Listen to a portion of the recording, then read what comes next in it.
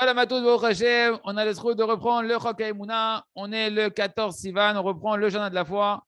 Le conseil, les amis, le conseil, c'est que tout homme, toute femme, jeune fille ou jeune garçon doit faire tous les jours, non pas 24 heures chrono, c'est beaucoup, mais 60 minutes chrono de Hitbodedut, de Teshuvah. 60 minutes, 1 heure consécutive, d'accord, de Teshuvah. Cette heure-là, on peut la faire dans n'importe quel moment où tu es, qui te convient, où tu te sens bien, que ce soit le jour, que ce soit la nuit. Et l'endroit, ça peut être tout endroit que tu désires, un endroit essentiellement où tu te sens bien, un endroit où il n'y a pas beaucoup de gens ou qui est vide de personnes pour pouvoir te retrouver avec toi-même à Kadosh Baruch Hu, par exemple. Ça peut être une chambre, tout simplement une chambre, ça peut être une terrasse, ça peut être un petit jardin, une petite forêt, ce que tu veux. L'essentiel, c'est que l'homme soit seul avec son créateur, sans être dérangé, sans avoir quelque chose qui va le déconnecter. Et ainsi, il peut être assis, il peut être debout, il peut marcher comme il a envie. C'est conseillé de marcher. Parce qu'il nous a dit, Rabbi Nachman, que le fait de marcher, ça amène facilement à l'homme à parler. La marche, elle génère l'envie de parler. Donc, c'est mieux de marcher pour avoir des paroles qui viennent plus facilement, mais ce n'est pas obligé. Celui qui veut s'asseoir, il peut s'asseoir. Et au début de cette conversation avec Hachem, l'ordre un petit peu, comment faire des doutes, eh ben, c'est bien avant tout de commencer, d'essayer de remercier Hachem. C'est la moindre des choses. Tu viens parler au Créateur, même si tu n'as pas l'impression qu'il te fait que du bien, au moins essayer de trouver le bien qu'il te fait et commencer à remercier Akadosh Baruch Hu, de venir avec de la reconnaissance, avec un petit peu de vérité envers Hachem. Et ensuite, une fois que tu as remercié un peu Hachem, commence à raconter à Akadosh Baruch Hu tout ce qui s'est passé depuis le moment où tu te tiens maintenant devant Hachem, depuis la dernière heure d'Il des doutes jusqu'au moment où tu te tiens maintenant devant Hachem, tu racontes à Kadosh Baruch Hu dans les détails ces 24 heures qui sont passées et tu vas raconter à Kadosh Baruch Hu chaque détail de ta journée et sur toutes les bonnes choses que tu as mérité de faire, qu'Hachem t'a donné le mérite de faire. Alors tu vas remercier Hachem parce que tout ce que tu fais, c'est Hachem qui te le fait faire. Donc les bonnes choses, c'est un cadeau qu'Hachem t'a offert de faire. Donc tu remercies à Kadosh Baruch Hu et tu vas te juger. Est-ce que ces bonnes choses, je les ai bien faites? La Torah, la tefila d'aujourd'hui, la mitzvah que j'ai fait, est-ce que je l'ai fait vraiment avec tout mon cœur, avec de la simcha? Est-ce que je l'ai fait à moitié endormi? Est-ce que c'était fatigant pour moi? D'accord? Est-ce que je peux améliorer ces mitzvot-là que j'ai fait, ces bonnes choses que j'ai fait? Et sur toutes les choses que tu vois que tu as trébuché, alors tu vas reconnaître ton erreur, tu vas demander pardon à Kadosh Baruch Hu, et tu vas faire tes chouva et demander l'aide à Kadosh Baruch Hu. Et sur tous les manques que tu vas déceler dans cette introspection, que tu vas voir que tu as des manques à l'intérieur de toi à combler, eh ben, tu vas multiplier les prières auprès de Kadosh Baruch Hu pour lui demander qu'il puisse combler ton manque. Yiratzon Sheniske le Kolze, c'est le plus grand et merveilleux conseil qui a été donné sur terre, c'est de faire cette heure des doutes, que chacun puisse prendre enfin sur lui cette résolution de faire cette heure des doutes et que celui qui l'a fait déjà, qui puisse prier, remercier Hachem de la faire déjà et continuer à demander à Kadosh Baruch Hu qu'on puisse chaque jour continuer à faire cette heure des doutes. On continue avec le jardin des louanges, Léodot ou le Daber, remercier et parler à Kadosh Baruch Hu. Rav nous dit un homme qui marche avec cette dimension de remercier à Kadosh Baruch Hu et de reconnaître la vérité. C'est quoi reconnaître la vérité? Rappelez-vous, la Emouna, elle est affermie par la vérité. C'est quoi la vérité? C'est qu'Hachem, il est que bon, qu'Hachem, il est que miséricorde, que tout est pour le bien. Ça, c'est la vérité. Tu peux avoir une Emouna qui est tronquée, que Hachem, c'est lui qui fait ça, mais c'est pas très bien, etc. Ça ne s'appelle pas une Emouna avec Dieu émet. Une Emouna amitite, une Emouna avec Dieu émet, c'est qu'Hachem, il est bon. Hachem, il est que bon. Hachem, il est que miséricordieux. Tout ce qui fait Hachem, c'est pour le bien. Et tout ça, les amis, c'est la lumière de la vérité. Et cette lumière de la vérité, eh ben, nous dit Rabbi Nachman, cette lumière de la vérité, elle va éclairer, elle va illuminer ta parole. Et quand tu vas parler à Kadosh Baruch Hu, chaque parole que tu vas dire avec cette conscience de la vérité d'Hachem qu'on vient de citer, eh ben, chaque parole, elle va être lumineuse, elle va être remplie de lumière de la vérité.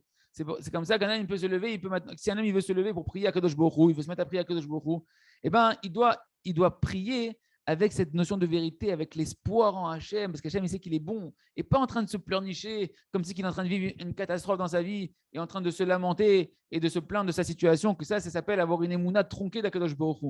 C'est pourquoi, avant qu'un homme il demande quoi que ce soit au Créateur, tu veux demander quelque chose à Akadosh Baruch Hu, de l'aide à Hachem matériellement ou spirituellement, avant tout, tu dois arriver au remerciement. Avant tout, tu dois chercher à remercier Hachem sur la situation, et comme ça, tu vas parler à Hachem. Hachem, je veux te remercier même de tout mon cœur sur la situation, parce que c'est sûr que ce que tu me fais en ce moment, peut-être ça me paraît mal, mais moi, en tout cas, j'ai la conviction au fond de moi que c'est du bien que tu me fais, parce que tu es que miséricordieux, que tu es que miséricorde, et toi, tu es tzaddik envers tout ce qui m'arrive en ce moment. Et si tu vois que toi, même si tu dis à Kadosh Baruch Hu, il faut être sincère à Hachem. Hachem, là, tout de suite, c'est dur pour moi de te remercier. Pourquoi c'est dur de te remercier dans cette situation? Parce que le Yetzer Hara, le mauvais penchant, il est en train de tordre mon cœur. Il est en train de me mettre des questions à l'intérieur de moi. Mais au fond, au fond de moi, j'ai foi que tout est pour le bien. C'est pourquoi je te demande, Rav Shalom, aide-moi, donne-moi de la émouna, donne-moi la foi, aide-moi à te remercier. Maman, de tout mon cœur sur la situation. Et tant qu'une personne n'arrive pas à remercier Hachem, qu'elle n'arrive pas, elle n'arrive pas à remercier Hachem pleinement sur la situation, son conseil, c'est continuer à demander de la émouna. Parce que tout ce que tu vas demander à Hachem sans le remerciement au préalable, bon, au final, tu ne crois pas véritablement dans Hachem. Ta émouna, elle est tronquée. Et donc, tu ne peux pas obtenir une délivrance vu que tu ne t'adresses pas à la bonne adresse. La bonne adresse, c'est Hachem, il est bon, il est miséricordieux. Donc, travaille d'abord ta émouna. Arrive à la vérité qu'Hachem, il est bon. Et une fois que tu remercies sur la situation, à ce moment-là, tu es connecté avec le vrai Hachem. Tu peux parler à Hachem. Hachem, il t'entend. Là, tu arrives à la bonne adresse. Parce que c'est Kiraka Asher Adam Yachol qui te da. Il dit le Rav, c'est que lorsqu'un homme il arrive véritablement à remercier de tout son cœur sur la situation qui lui paraît une situation mauvaise, Ken, qu'il arrive à remercier de tout son cœur, c'est qu'à ce moment-là qu'il est véritablement dans la Emouna, la Emouna authentique. Tant qu'un homme n'arrive pas à remercier Hachem de tout son cœur, il ne faut pas qu'il se mente. Il faut reconnaître la vérité. Ça montre que je manque de Emouna pour l'instant. C'est-à-dire, tu parles à Hachem, tu as conscience qu'il y a Hachem qui peut t'aider, mais ta Emouna, elle est encore à fermer. Parce que tu as l'impression qu'Hachem te fait du mal. Et donc, qu'est-ce que tu vas demander à Hachem? Aide-moi à avoir foi d'un cœur entier que tout ce que tu fais avec moi, c'est pour le bien. Ce principe général, les amis, qu'on doit retenir, c'est qu'un homme, il ne peut pas se lier à Hachem. Il a beau avoir une kippa, une jupe longue, ce que tu veux. Tu ne peux pas te lier véritablement à Hachem si tu n'as pas foi que Hachem, il est tzaddik, que Hachem, il est juste, que Hachem, il est droit. Il y a beaucoup de gens qui disent, moi, j'arrive pas à parler à Hachem, c'est dur de parler à Hachem, j'ai pas le cœur à parler à Hachem. Tu sais pourquoi tu n'arrives pas à parler à Hachem? Parce que tu es triste encore au fond de ton cœur. Non, pas du tout, ma putain, je ne suis pas triste. Viens, on sort les gros dossiers que tu n'oses pas parler à personne. Les dossiers de l'état de santé de Inter, Shalom, le trait de caractère, le mauvais, etc., tu n'arrives pas. Sors-les tout ça. Tu vas voir que quand tu rappelles de ça, tu tombes dans la tristesse. Il y a de la tristesse qui sommeille à l'intérieur de toi. Tu n'es pas satisfait pleinement de ta vie. Quand je dis pleinement, c'est de tous les aspects, mamage, tous les aspects de ta vie. Et donc, comme tu n'es pas complètement satisfait de ta vie, de ce que tu traverses, et que tu traînes au fond de toi ce mauvais sentiment, eh ben, ça montre que ce mauvais sentiment que tu as à l'intérieur de toi, là-bas, tu manques de Emouna. Ouais, tout le reste à la Emouna, mais là-bas, tu manques de Emouna. Et Hachem, il t'a mis ce mauvais sentiment là-bas pour que là-bas, tu travailles ta Emouna, qu'Hachem, il est bon. Ce qui est marqué en long et en large dans le petit fascicule, le Chok Atoda, l'ordre du remerciement. Parce qu'un homme, une fois qu'il s'est passé ce qui s'est passé dans ta vie, peu importe ce qui s'est passé, tu dois arriver à remercier Hachem sur tout ce qui s'est passé. Et c'est seulement lorsque tu remercies Hachem qu'à ce moment-là, quand tu remercies, attention, pas comme un truc astuce. Tu as beaucoup demandé la Emouna et que tu ressens vraiment qu'Hachem t'aime dans la situation et que tu remercies dans la conscience de l'amour d'Hachem, alors s'ouvre à toi, devant toi, véritablement le chemin de pouvoir parler avec Hachem avec sincérité. Et les paroles vont couler toutes seules. Et c'est ça que Rabbeinu Akadosh, il nous enseigne cette Torah-là de l'écouter Moharan, que par le fait qu'un homme il va dire merci beaucoup à Kadosh Baruch Hu, mais sincèrement, alors il va mériter d'avoir des paroles authentiques qui vont sortir de lui. Ken. Mais attention, voilà, encore une fois, tu ne dois pas dire merci juste pour dire merci, parce que c'est un truc qu'on a dit, c'est magique. Tu dis merci, tu vas avoir des délivrances et tu vas avoir, etc. Non, tu dois réfléchir, méditer combien Hachem t'a fait du bien avec toi durant toute ta vie, combien de fois Hachem t'a sauvé, combien de fois Kadosh Baruch Hu il t'a déversé son abondance sur toi, combien Kadosh Baruch Hu t'a fait mériter, combien il t'a rapproché de lui dans la Torah, dans les mitzvot, tout le recette d'Hachem, de voir que tout c'est que de la bonté gratuite à Kadosh Baruch Hu. À ce moment-là, petit à petit, dans cette méditation et cette prière, cette recherche de l'amour d'Hachem, dans ta des doutes, va commencer à briller, à scintiller la lumière de la vérité qui est l'amour d'Hachem. Et à ce moment-là, tu pourras parler avec Hachem et déverser devant ton cœur en face du vrai Hachem. Tu seras connecté à la bonne adresse. D'accord? Et à ce moment-là, quand tu es devant Hachem, sincèrement, et que tu sais qu'Hachem il t'aime, enfin, Hachem, il veut combler tous tes manques. Et tu auras des délivrances, mais à Hachem. On continue avec le livre à travers champs et forêts pour faire immerser Hachem, notre ordre des doutes tous les jours. Et encore aujourd'hui, si tu veux, que celui qui ne fait pas encore son ordre des doutes, qui prie de toutes ses forces à Hachem, même si tu pries 5 minutes à Hachem, tu te demandes qu'une chose, Hachem, je veux faire mon ordre des doutes tous les jours de ma vie. Donc le Rav me dit, Kol Sheken, à plus forte raison qu'un homme, il ne doit pas attendre la fin de l'année pour faire Teshuvah. Parce que si un homme, il attend le mois de Elul, tout le monde dit, il faut trembler à Elul, hein, le mois du jugement. Si tu attends le mois de Elul, c'est 40 jours pour faire Teshuvah, sur toutes tes fautes, etc., involontaires et volontaires. Oh, malheur à toi. Parce que tu auras déjà oublié la majorité de tes fautes qui sont passées pendant les 320 jours qui ont précédé tout ça. Et en plus, comment tu peux vivre toute ton année jusqu'au mois de Elul avec le poids de tes fautes sur les épaules? Tu es prêt à supporter toute l'année les souffrances qui vont s'abattre sur toi pendant tous les 320 et quelques jours jusqu'à Elul, qui sont que le résultat de tes fautes. et qui viennent parce que tu n'as pas fait tes chouvas. Ken, si c'est comme ça, à plus forte raison qu'on comprend Ken, que c'est vraiment une idiotie d'attendre les mois de Elul pour faire, le mois de Elul pour faire tes chouvas à la fin de l'année. Alors que tu as la possibilité, chaque jour, d'adoucir toutes les rigueurs, toutes les sentences qui planent sur toi, de tes fautes, qui amènent des souffrances. Tu peux en expliquer en long en large. Chaque jour, tu peux les adoucir en faisant tes chouvas, en faisant tout simplement une introspection quotidienne. Tu peux vivre une vie douce et sucrée. Et en plus de ça, c'est important d'arriver, il me dit le Rav, dans ces jours de Teshuvah, de Elul, Ken, je me hâte Rachouv la gueule d'amis. Non, ouais, c'est important d'arriver à Elul sans le poids de toutes les fautes que tu as accumulées durant toute l'année. Parce que si jamais tu as nettoyé ça durant toute l'année, tu arrives à Elul, que c'est un mois de Teshuvah, tu peux maintenant t'occuper de faire une Teshuvah en profondeur. Tu peux t'occuper de ces jours de miséricorde, ces jours où s'éveille la miséricorde d'Hachem pour faire une Teshuvah beaucoup plus profonde et mériter d'avoir une véritable élévation dans ce mois de Elul. Il se trouve donc en réalité que tout ce qui est marqué que dans les mois de Elul et les 10 jours de pénitence, la Seret Shemel Teshuvah entre Rosh Hashanah et Kippour, Ken, que là-bas il faut s'occuper de la Teshuvah, etc. Tout ce qui est marqué, ça ne vient pas annuler la Teshuvah, le repentir que tu dois faire tous les jours de l'année. Non, au contraire, ça vient réveiller chaque créature, secouer chaque créature. Que si jamais durant toute l'année, tu as oublié c'est quoi l'importance de ta vie, de faire tes Teshuvah, alors au moins, ces jours où on est en train de te juger, ces jours où on est en train de commencer à juger chacun. On va décréter qui c'est qui va vivre, qui c'est qui va mourir. Alors au moins réveille-toi la tchouva. Ken, mais c'est évident que la volonté d'Hachem, c'est pas qu'on se réveille qu'au mois de Elul. La volonté de Kadosh Baruch Hu, c'est que chacun, une fois qu'il s'est réveillé, il continue tous les jours à faire tchouva durant toute sa vie, jusqu'à 120 ans si tu veux.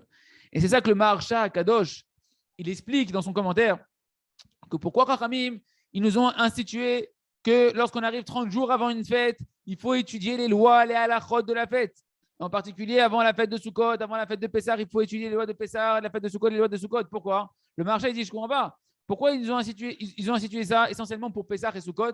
Mais on n'entend pas tellement ça pour Rosh Hashanah, pour Yom Kippourim, que aussi c'est de loi de la Torah. Écoutez la réponse extraordinaire du Maharsha qui vient renforcer les paroles du Rav.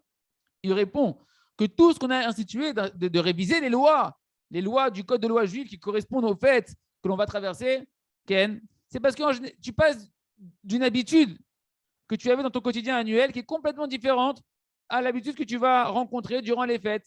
Par exemple, à Pessah, le Hametz, c'est un truc que tu manges toute l'année. Tous les interdits de manger du Hametz, tu n'as pas l'habitude de sortir du Hametz. Donc, il faut te rappeler tout ça. Il faut te rappeler comment ça fonctionne, la cachérisation, etc. Qu'est-ce que c'est le Hametz, comment on se débarrasse du Hametz, etc. Tu n'es pas habitué. Soukot, tu rentres dans une souka, tu n'as pas l'habitude de toutes les lois de la souka. C'est que les 4 espèces, etc. C'est des choses que tu ne connais pas dans ton quotidien de tous les jours. Mais Rosh Hashanah et Yom Kippour, dit le Maharsha. C'est quoi Rosh Hashanah et Kippour? De quoi on s'occupe durant ces fêtes-là? De la tchouva. J'ai besoin de te rappeler 30 jours avant, c'est comment on fait tchouva. Tous les jours de ta année, tous les jours de ta vie, tu fais tes tchouva normalement. Donc, il n'y a pas de ridouche. Tu es habitué à faire tes tchouva. Donc, on comprend bien, les amis. C'est pour ça que tu as besoin d'étudier la halachot de la tchouva avant Rosh Hashanah et Kippour. Et donc, effectivement, Hachem, il attend de nous qu'on fasse des chouvas tous les jours et non pas simplement à Rosh Hashanah et Kippour. Et comme ça, vivre une vie douce, tranquille, sereine et arriver à Rosh Hashanah et Kippour avec le cœur léger et avec une opportunité de s'élever encore plus haut par la tchouva qui sera aidée de l'aide divine de cette période-là pour atteindre des niveaux encore plus hauts et encore plus de bonheur dans notre vie, B'at Hachem. On continue avec le jardin de la sagesse. On reprend le conte de Rabbi Nachman. Voilà que le Tam, le simple, est devenu maintenant le gouverneur du pays. Et il dirigeait, nous dit Rabbi Nachman, tout le pays, tout ce qui se passait avec de la vérité. Et tout le monde l'aimait énormément dans le pays. Tout le monde l'aimait, c'est Papa Shoot. Un président qui est aimé par tout le monde, c'est rare. Un roi, s'il y a encore des rois aujourd'hui qui sont aimés de tout le monde, c'est rare. Ken, pourquoi? Parce qu'il nous dit le Rav, comme le monde dit, a l'habitude de dire, tout va d'après la tête. Tout va d'après le dirigeant.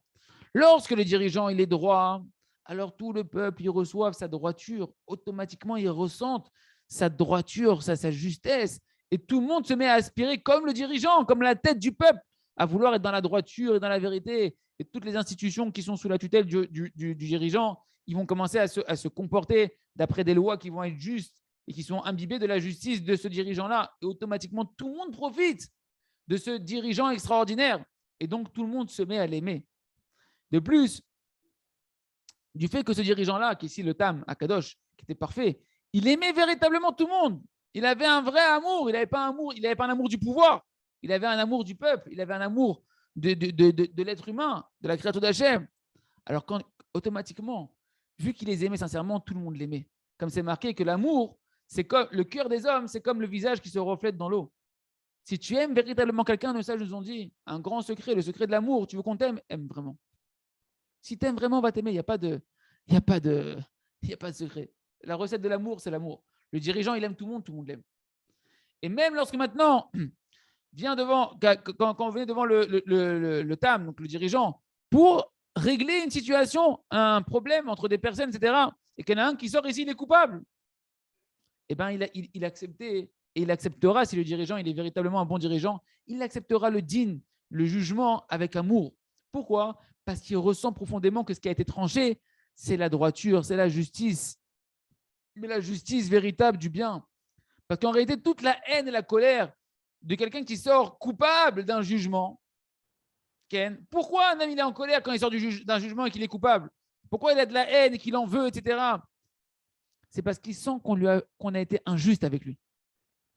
Soit, et écoutez bien, le Rav va donner, dans sa profondeur, le Rav va lui donner de manière très simple plusieurs sentiments d'injustice, d'où pour provenir l'injustice qu'une personne est en colère par rapport à une situation donnée d'un jugement. Soit tout simplement que véritablement on ne l'a pas jugé correctement d'après la logique et d'après la justice. C'est injuste, on lui a fait une injustice. Et il sait très bien que la justice elle est avec lui et qu'on a tronqué la vérité. Et donc il n'est pas bien. Donc il est constamment en train de ruminer ça. Et durant des années, une personne elle peut haïr celui qui a décrété ceux qui ont été la cause de son mauvais jugement. Ou bien, on dit le Rav, autre possibilité.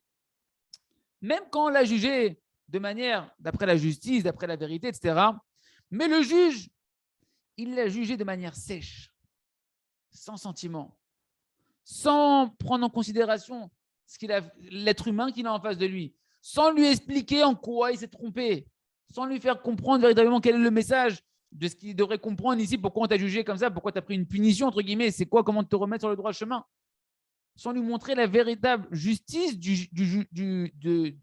jugement qui a été rendu. Et donc, même si véritablement on l'a bien jugé, c'est vraiment ça le djinn, lui, il sent que c'est injuste. On n'a pas fait l'effort de descendre à son niveau à lui pour lui expliquer en quoi c'était juste ce qui s'est passé. Parce que celui qui sent qu'on a été injuste avec lui, c'est difficile pour lui de pardonner. Ça sera pour lui difficile d'oublier. Et encore une autre possibilité. Pourquoi les gens peuvent sortir du jugement avec un mauvais sentiment ?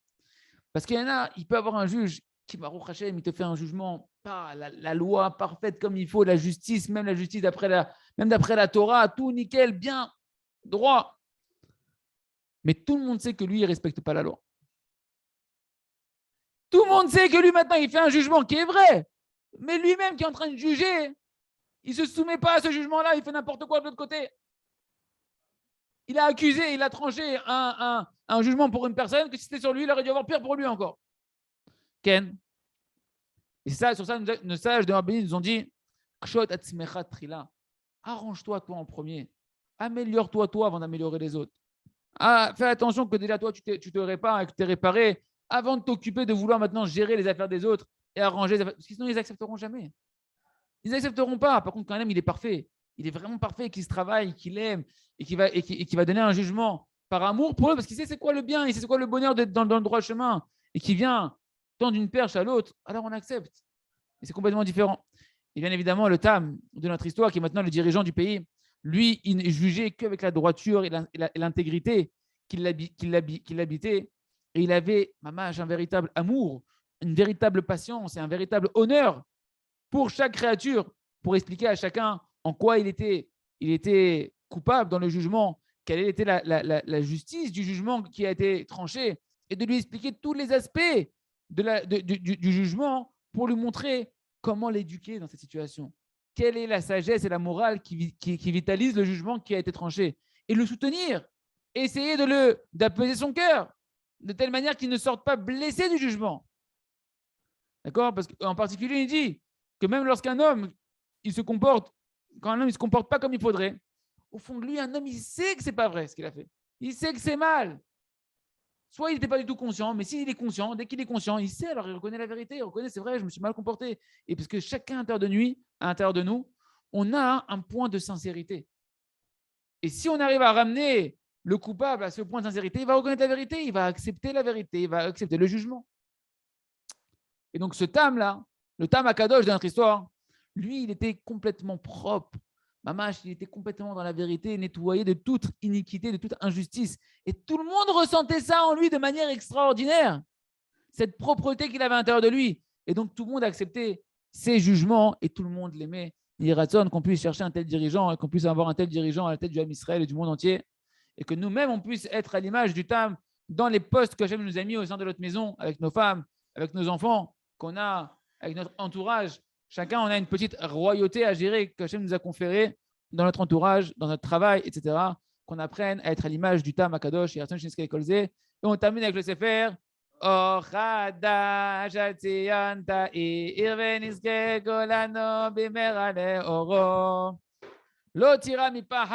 dois pas avoir peur d'aucune frayeur sur terre. Comment on peut arriver à ça, les amis? Les gens, ils souffrent de toutes sortes de maladies psychologiques, de l'âme, du psyché, ils vont te dire les philosophes et tout ça. Ken, le mot qu'on est dans la Mida, hein. On est dans la Mida, on est en train d'apprendre à faire la Mida, à prier à Hachem, à mettre son cœur dans les mots de la prière, et on est concentré sur la première bracha, Chonen Adaat, qu'Hachem nous gratifie de la conscience. On a dit que tous les problèmes, on a dit tous les problèmes de chaque être humain, c'est un manque de conscience d'Hachem, d'accord? Un manque de conscience de l'amour d'Hachem dans le problème dans lequel il est. Donc, il nous dit, c'est évident le Rav, que la solution essentielle de tous les problèmes de l'âme, Ken, pour chacun d'entre nous, c'est de s'allonger dans la prière de Chonen Adaat, comme on va expliquer, dans la Hamida, quand on arrive à Hachem qui nous gratifie de la conscience d'Hachem. Ken, pourquoi? Parce que toute la racine de tous les problèmes de l'âme, c'est un manque de conscience d'Hachem. Ken, Omnam, Zemouvan ou Pachout, ça paraît évident, Ken, mais en réalité, ça comprend une grande profondeur dans ce qu'on est en train de dire. Pourquoi? C'est quoi la profondeur ici?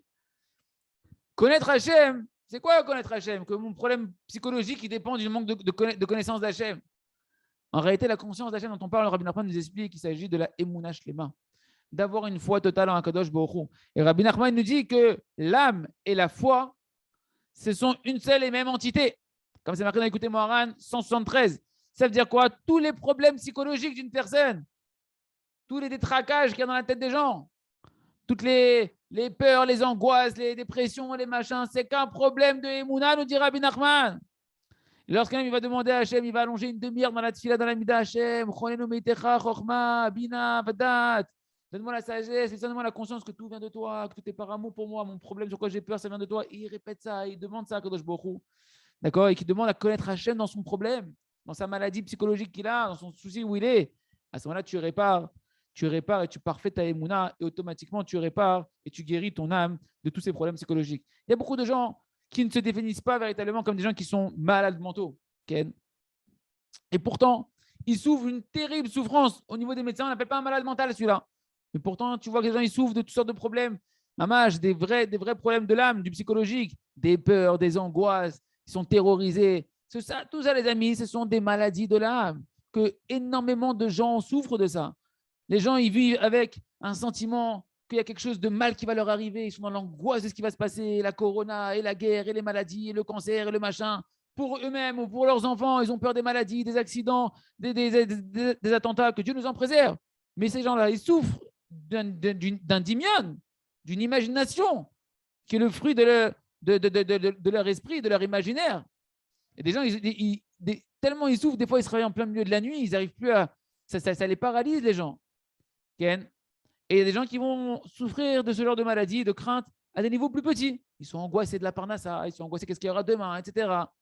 Ken. Et tout ça, les gens, ils peuvent ruminer ça pendant des heures dans leur tête. Celui qui a du véritable da'at, qui a de la connaissance d'Hachem, et qui sait qu'il n'y a rien hormis Hachem, il a peur d'aucun être humain. Il a peur de rien au monde. Et celui qui sait que Hachem, il est Raktov ou Métiv, qu'Hachem, il est que bon et qui fait que le bien, alors il n'a pas peur qu'il va lui arriver quelque chose de mal parce qu'il sait qu'il n'y a pas de mal dans le monde. Il sait qu'il n'y a que Hachem, qu'Hachem, il fait que le bien. Et donc, il ne souffre pas à l'intérieur de lui d'angoisse et de peur. Même dans... Les amis, tu as un problème dans ta vie, tu sens que tu es angoissé, t'arrêtes tout. Tu pries Hachem, donne-moi de la Emouna. Ici, je ne crois pas en toi. Mais Chila, Hachem, j'ai peur, c'est que je ne crois pas en toi. Problème de parler à ça, tu as peur. je ne crois pas en toi, mais Hachem, donne-moi de la émouna, donne-moi du da'at. Même un petit peu de ramma, d'accord, un peu d'angoisse. Eh bien, un homme, il doit aller guérir ça dans Chonan Da'at. Tu t'arrêtes dans ta Amida, Chonan Da'at, et tu demandes à Hachem, tu répètes les mots, et demande à Kadosh Baruch Hu de la conscience d'Hachem, qu'Hachem il t'aime ici, qu'Hachem il est que bon avec toi, et répéter ces mots-là autant de fois qu'il faut, et de te concentrer, mettre ton cœur, d'avoir la conscience dans Chonan Da'at, qu'il n'y a rien hormis Hachem, qu'il n'y a pas de moi, Hachem, la conscience, qu'il n'y a rien hormis toi, qu'il n'y a pas de mal dans ce monde, qu'il n'y a aucune autre réalité dans ce monde-là, qu'il n'y a personne qui peut me faire du mal, que je suis que entre tes mains, que tes mains sont que bonnes, Ribono Shel Olam. Tout ce qui se passe sur terre, c'est le fruit de tes mains et tes mains sont que de l'amour pour moi. Et ça, les amis, ce da'at-là, cette conscience-là, c'est ça qui te manque à ce moment-là. Et sur ça, tu dois t'allonger dans ta amida, dans Chonan Da'at, afin de mériter de parfaire cette conscience-là, de parfaire ta émouna, et automatiquement s'écarteront de toi toutes les peurs. Yirazon, Shinske, Kolze, Chazak, Ve, Nitrazeh.